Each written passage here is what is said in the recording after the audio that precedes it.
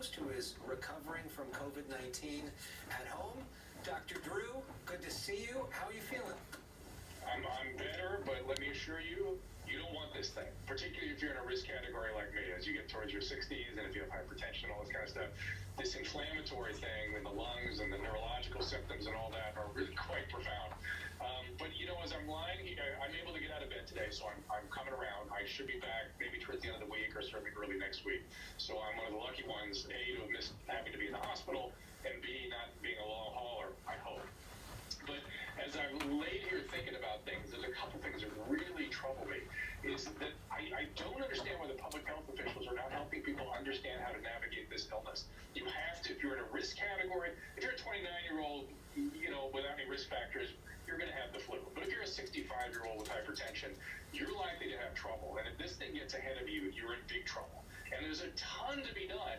And you don't have to go to the ER. You don't have to even see a doctor. Telemedicine is a perfectly suitable way to treat this condition. And there's lots of things to be done during the flu phase, and there's a lot to be done during the inflammatory phase. All right, so there are a lot of people that are watching us right now. So say somebody is watching at home, and maybe they have bad insurance or they have no insurance, or maybe they're a citizen, maybe they're not a citizen, and they're sitting here and they're in their apartment. You know, how do they get a nurse to services out there? Sign up, get online. All the insurances have telemedicine options, whether it's Medi-Cal, Medicaid, Medicare, everything is available online. That's one of the great benefits of this. If there is a benefit from this pandemic, we've changed the way we do medicine, so you can get access to a doctor online. Then early treatment of various time, work with that doctor, and if you get the complications like I did, steroids, dexamethasone, you should ask your doctor about that. There are monoclonal antibody infusions. Coram, the CVS organization, C-O-R-A-M. If you go online, look at Coram, bamlanivimab, you can instantly, if you have any insurance, Medicare, Medicaid, if you meet criteria, which is you're COVID positive, you're in a risk category of moderate illness, you're an outpatient, a nurse will show up within a day and give you the infusion. It made a marked difference for me. It's not special. A friend of mine contacted the company, and they can't get rid of it fast enough. People are not using it. Doctors aren't aware. We are not using our healthcare system properly.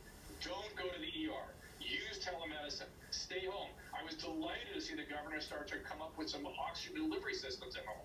That will help people at home. We want to keep people out of the hospital, and there's no reason they should be in the hospital with the good treatments we have as an outpatient.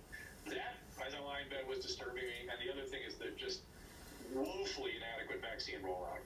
You don't want this thing. I should have been vaccinated. We all should be. Every shoulder that's available should be vaccinated. And the fact that this is slow is unconscionable. So talk to us for a moment just about what the day-to-day is like. What does it feel like throughout the day? I mean, I know you talked about fatigue is a real problem. Yeah, it feels like Groundhog Day. I mean, the first 4 days were like the flu. I have to tell you, H1N1 was actually worse in terms of the flu part. But after that concludes, you get this inflammatory, people at risk like me, you get these inflammatory things. This is how people end up in the ICU in the hospital, where their lungs get inflamed, their brains get inflamed. You feel out of it. You can't concentrate. Literally, colors are dull. You can't breathe. You desaturate. You sort of can't move. And it's hard to, like, my wife would come in and ask me to do something. I couldn't even process what she was saying to me. I noticed that when I got on steroids, a lot of that settled and stabilized. I also noticed when I got the monoclonal antibody infusion, it all literally improved during the infusion.